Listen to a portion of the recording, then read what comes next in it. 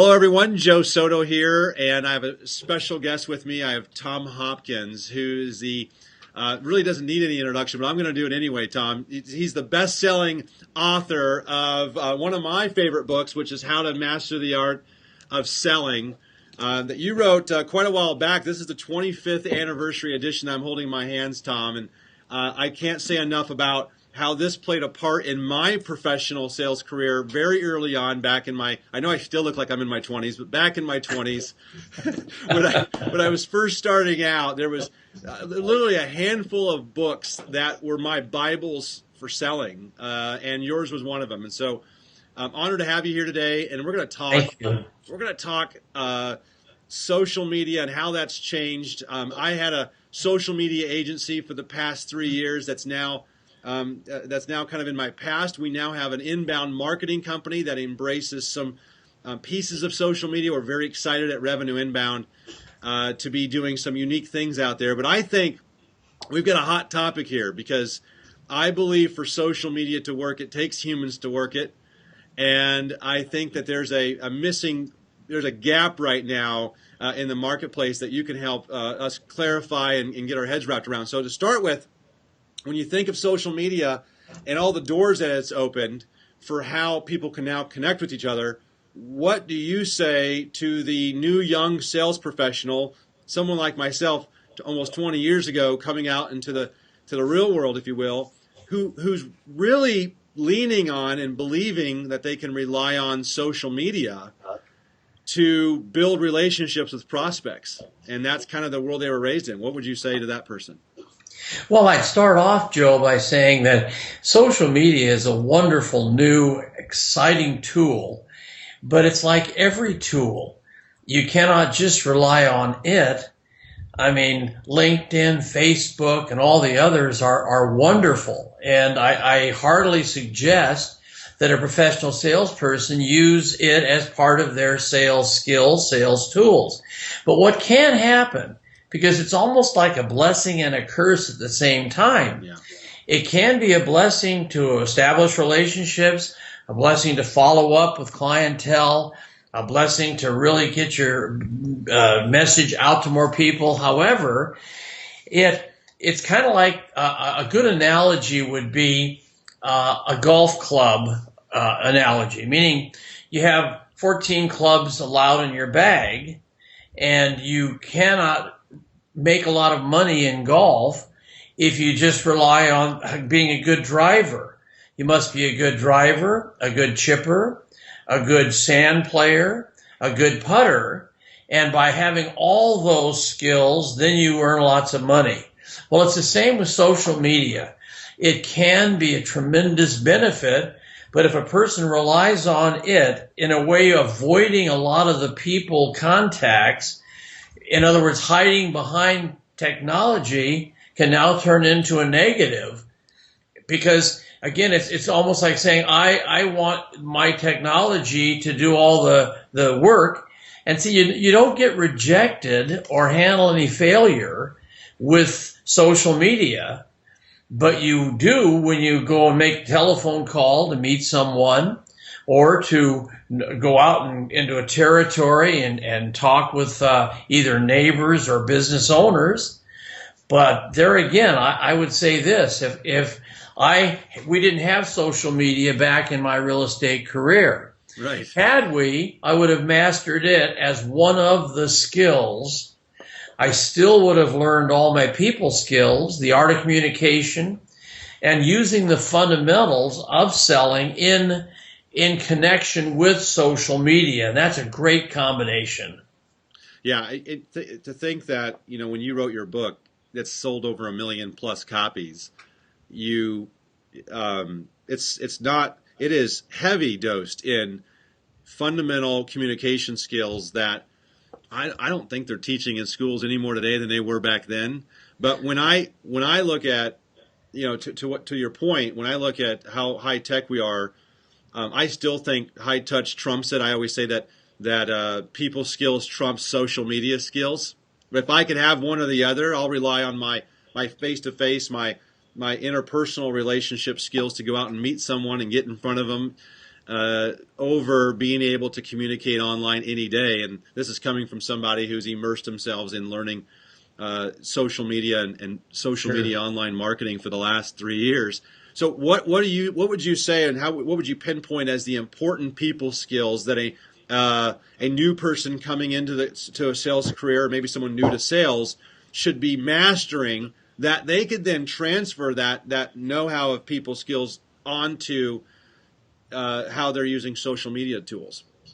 Well, I will say this. Here's an overall generality. I believe that you have to work harder on yourself than you do on any job to become a person with a temperament and a personality where people want and are gravitating to you by the way you handle them, the way you communicate with them. If I was in an elevator and had 5 floors to travel with this person, and they said to me, Tom, I know who you are. I've read your books. I've listened to your CDs and seen your DVDs. What is the real secret to be really successful in selling? I would say work harder on yourself to become a person that people like and trust and then want to listen to. And I feel with social media, it's the same thing. You have to establish a way to get the rapport built, to bring down their defense barriers, to have them open their minds to want to communicate. And again, you combine the people skills with high technology and social media, and now you've got a very powerful combination. Yeah, I use the analogy, if I just met you in person and I asked you, I said, hi, I'm Joe, and then I asked you for your money, there's no relationship, no trust. You're just not going to do that. And online, the internet is no different. You still have to build a relationship that's going to take time over time online. And so sometimes what you learn in terms of the people skills offline is exactly what it takes to be successful online. You got to give it time. It's not overnight. But somehow, I still see websites I've never been to, and then when I land on them, they're asking for my money right away, and there's no nurturing of a relationship there. And I think that's where it's changing. It's definitely changing, and that's where email marketing and blogging comes in, because it gives people an opportunity to communicate and stay in front of their customers in a way that's nurturing them along the way, not just saying, here, give me your money. And I think that's important. So in a world where I think we're overtrained on technology now, right? I'm seeing more training on how to use social media and how to use internet marketing than I am this stuff. So we're not as well trained in communication skills and human selling skills, right? So what do you say to sales leaders? What do they do to make sure that their people, their sales teams are well trained and well coached to be the best at what I think matters most, which is the human side of this business?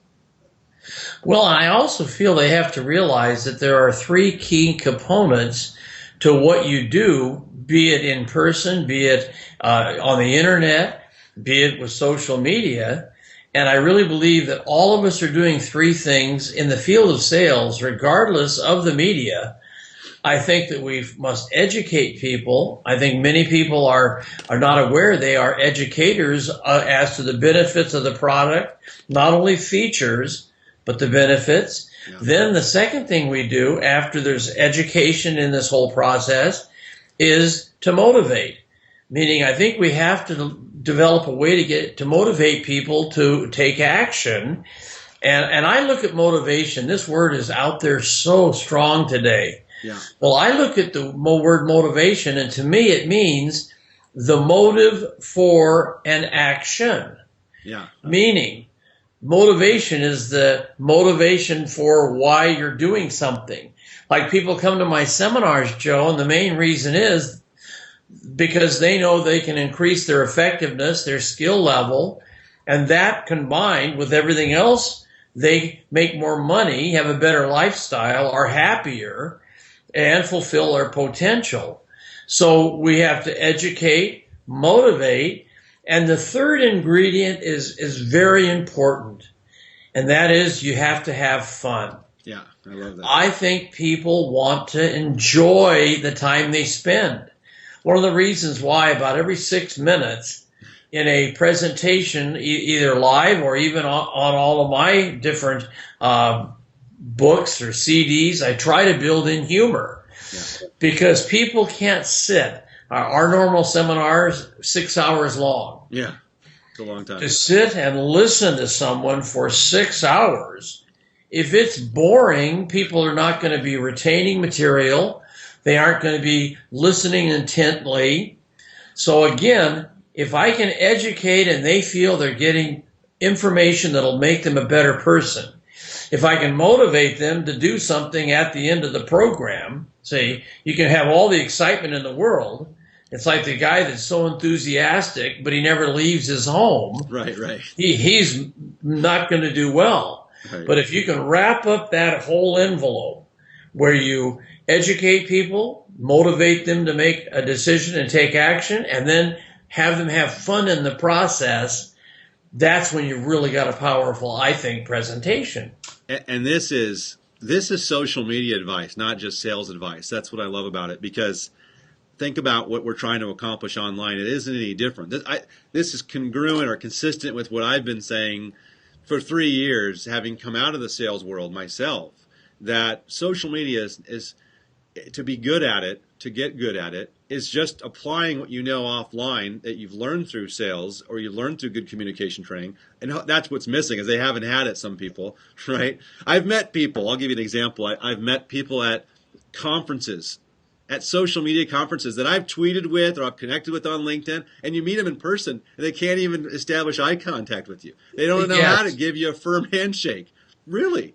Right. And I'm like, wait a minute, this person has no people skills in person, but online they made themselves appear something that they really weren't. And so you're not the full package. And educating people online about your products and services, and social media gives you an opportunity to do that.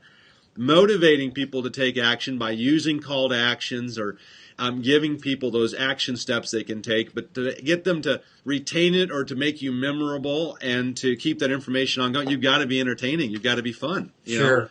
So I'm sitting here taking notes on it because I think this isn't, I know you want to give sales advice, but this is social media advice. And it works both ways for people. But it's pretty hard to do those things online if you don't know how to do them offline.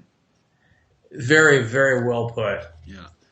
Okay, so next question I have is just talking about the differences, and this came from having a discussion with Barb in our office yesterday. She was talking about the differences between online and offline communication. So, and we just kind of segued into it with our last piece. What advice would you give someone who's leaning on social media sites to start the conversation with prospects? And at what point should they put value in, hey, I'll give you put value in the face-to-face conversation or the phone conversation. For instance, we had a call this morning with someone, and it started online. It turned into a phone call, and I said, let's get in our car next week and drive up and see him. Now, I think where some sales professionals go wrong, and I own a professional service firm, right? And so we sell an intangible service, which is inbound marketing products and services online. And so, but I still know the value in just getting in my car and driving, even if it's 3 or 4 hours, to go meet with that person face to face. Because I said, that's going to mean more than us having another teleconference call or connecting with them on LinkedIn or answering questions through email. It doesn't have the weight. So what do you say to somebody who says, I think I can lean on it. I think I don't need to do that. I can just handle it through the internet. Well, I would say they're robbing themselves of business, of income, because they are focusing on one entity instead of the entire package.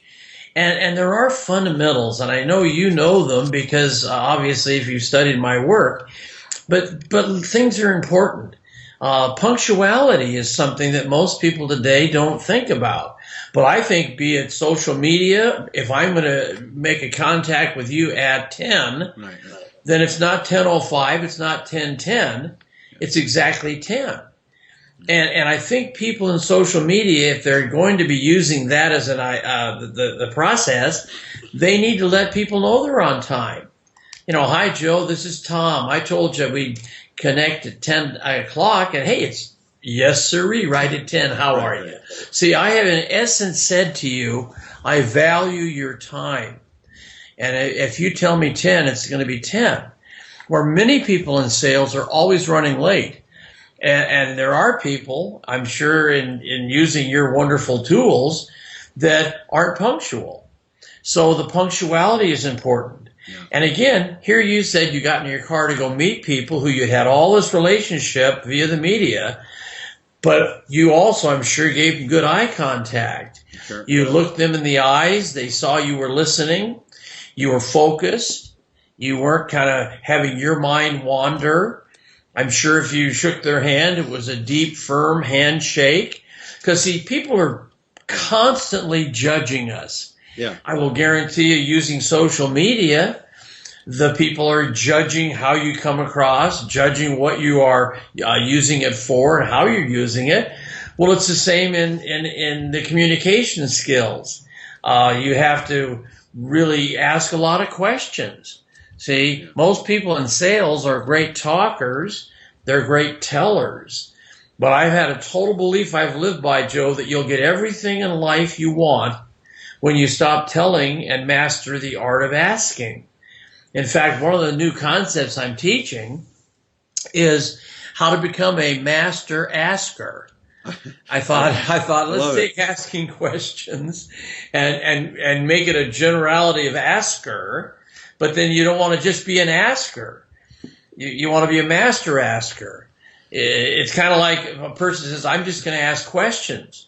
And so they meet a person, a woman, and they say, hey, I'm going to ask questions. Are you ready?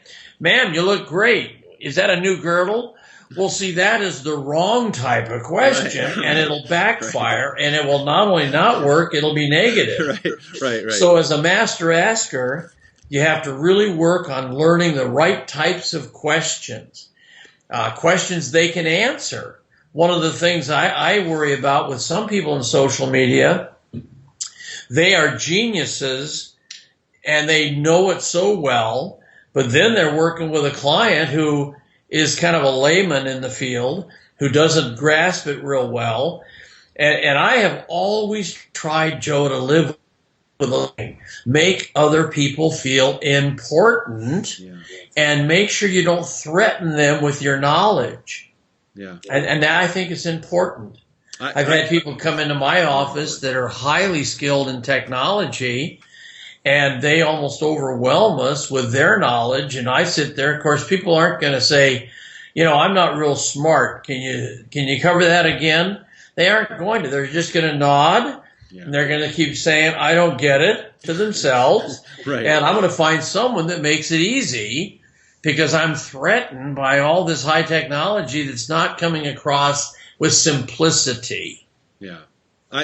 This is, I think, a competitive advantage in business, which is being able to take, particularly for professional service firms like myself that have technology-related services, and this goes for anybody selling really anything, right? To be able to, dumb it down and simplify and explain something in a way that your audience, online or offline, is going to understand it, and it's probably the highest compliment I could receive, and I've received it often when I do presentations that are social media focused, but my audience are the laymen in social media, but they're sales professionals or business professionals or managers who are still trying to wrap their head around it. To me, the highest compliment is, I finally get it. You put it in a way for me to understand what this is about and how I need to look at social media. So when someone says, for Joe, what's social media? And I say, it's word of mouth marketing powered by the internet. That's a simple way to understand it, right? Definitely. It's applying relationship building techniques that offline and doing the same type of behaviors online. You're just using tools as a medium to get your message out. You can't sacrifice your communication skills and your people skills for what you're going to try and do online. That comes first. But I think today, and I've had the experience of working with the younger groups, the millennials coming out of school. They're high tech. I have a couple of sons in college, so I know this firsthand. And they sometimes come out with the belief that, hey, I'm a good communicator because I know how to use these tools. So that what you're saying is, can't be any more important. I think what you were saying about, and I wrote it down about being the master asker, also very important for getting people to engage with you online. So if you're applying that same philosophy, Tom, and whoever's watching this who's thinking, how do I use it online? It's simple. Learn to ask great questions on Facebook. Ask great questions on Twitter. Ask great questions on LinkedIn, and get your potential prospects or people who might refer business to you ultimately someday, get them talking and get them giving you insightful answers that can then lead you further down the relationship, because you're learning how to ask great questions. Don't just talk at people online either. It goes for in person, but it also applies online. So again, you're giving social media advice maybe without knowing it. I definitely agree. I think, well, to give you an example, what you've done, Joe, for our little company here in Scottsdale, Arizona, has been worth so much. Judy and Frank have said, gosh, Joe and Barbara are opening our minds, are opening our eyes to things we never dreamed of.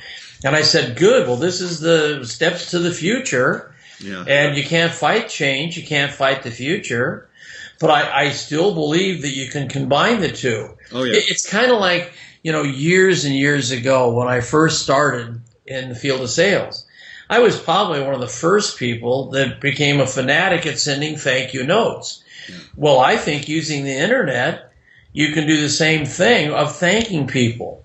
You can come up with some cute, clever little thank you messages that they will not only think are valuable and nice, but again, more rapport building, more I like you, trust you. That's right. Many people don't thank people today, but I wrote 10 professionally edited thank you notes, and people have access to them by going to our website, and they can just click in free resources. Yeah. And we will send them via the net resources that are totally free. Thank you notes, what phraseology to use, how to make the first contact.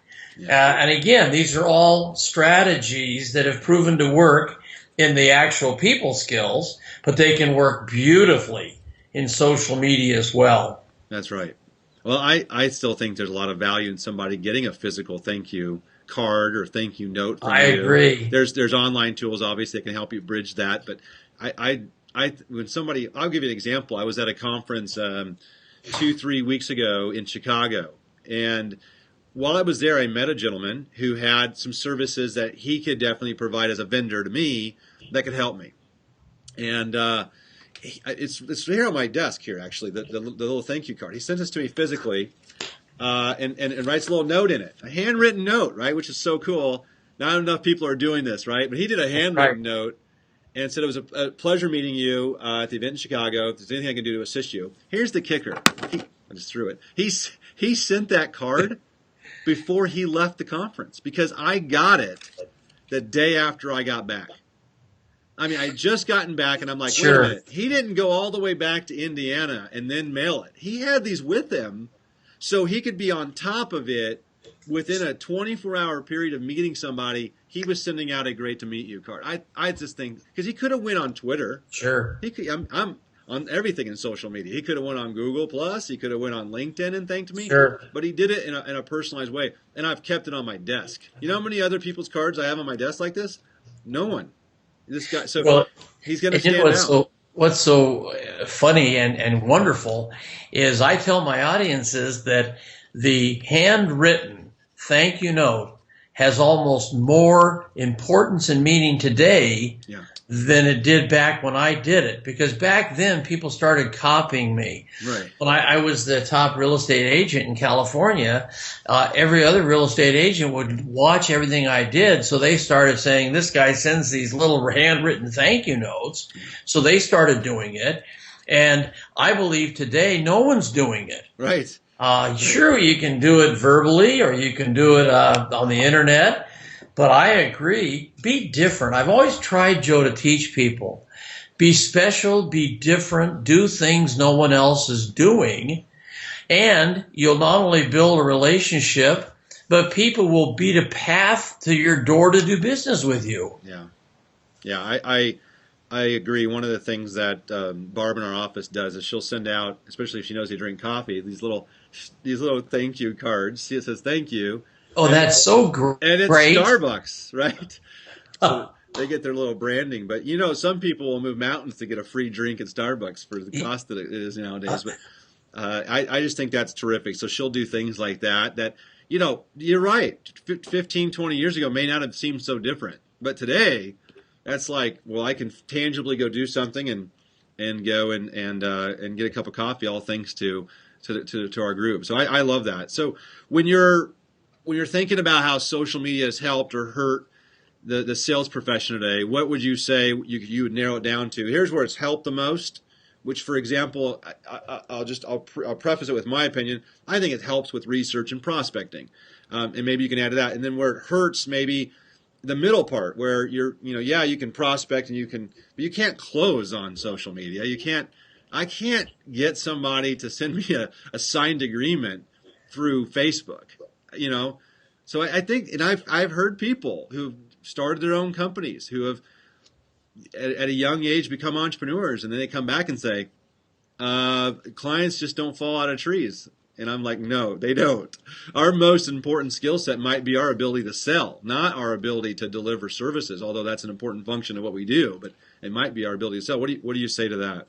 I just totally agree. As I studied you and your company and talked with Judy and Frank, it's amazing how much we have in common as to our belief in the people business combined with social media. Yeah. And I just feel that the biggest mistake people, I think, will make is to hide behind it, to say it will do my job. Yeah. And I think if they do that, they're going to avoid the other steps. Again, they had a good drive. They just four-putted every green, which of course they will lose. Right. But I think that it's the same old story. You have to take the best and leave the rest of anything you're doing. And if you're relying on it to the point where you're not developing people relationships, and I will say this too, I hope that people realize that because of what social media offers, you can benefit globally. You aren't locked into a territory. Right. You aren't locked into the area where you live. I mean, what a tremendous advantage, again, if you become a master asker using the social media and doing all the little people skills at the same time. Right.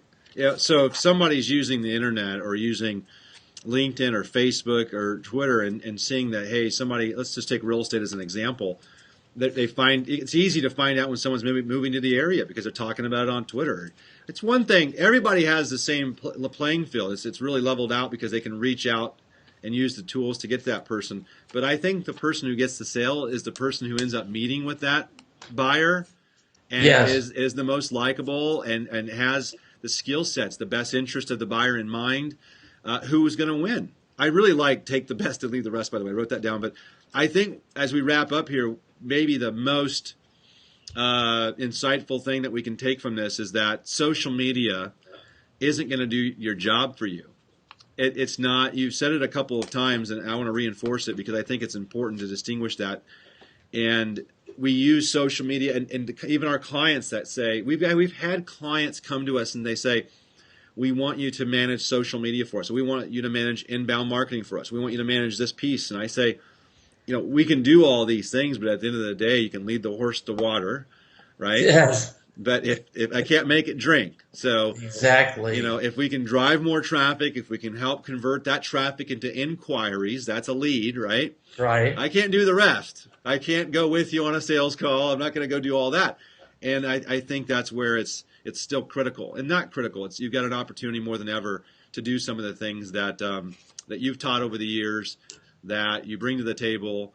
That I know that my son coming out of college, one of the first things that that he needs to do then is to continue his education by going to a seminar from someone like yourself and sitting through and learning from people that have already proven it out over the years. So I really appreciate you taking time today, Tom, and talking these things out, because I think it's as much as you may not even realize it. It's social media advice. It's marketing advice online. It's how do we get people to embrace the best of both sides, the human side and the tech side, the high touch and the high tech, and still make it a high touch world when we're so inundated, right, with technology. You can't run from it, can't avoid it, Right. but you can maximize it with doing what you know. Do you have any parting thoughts to that? And as we wrap up? Well, I will say this, that I think one of the big keys today is to make sure you have your short-term and long-term goals set. And too many people, I think, are kind of floating through life. They aren't focused on where they want to go. And I've always had a little belief that if you don't know where you're going, you're going to end up somewhere else. So you really need to get focused on the goals. And again, I come back to the fact that find a mentor. Find people like you, Joe, that they can rely on, or like myself in the people skill business. And I think you need to say, I'm looking for mentors that can help me be a better person first, then a better salesperson. Right. And there's a lot of them out there. But I just believe many people are kind of staying inside themselves or into the internet and technology. But I think they need to say, I am going to get people that are masters at what they do, and then I'm just going to copy what they do, internalize what they do. Because if you become a better you, you're going to relate to many more people in all aspects of your communication skills, your social media, and so forth. That's right. And get your head out of your phone sometimes, right? Yeah, right. I run into people all the time, and they won't even look up. They're so busy on their phone. I want to just take it from them and throw it. But I appreciate it. I think this is words to live by here, and we've spent 30 minutes going through this, and I think that some people will not just take a lot of notes, but they've got some action items to kind of reevaluate how they are looking at their own sales career and how it relates to using social media tools, and what to value and in what order to value it in. So thanks again, Tom, for being with us, and we're going to wrap up, and just wish everyone great success. And hopefully, I know you've got a lot more books than the one that I was showing off here at the beginning, and I think a lot of them are very relevant in today's day and age. I know you got a new book coming out in the fall. We won't talk about it yet, but maybe in a future interview we will. So my best to you, and thanks again. Thank you again, Joe.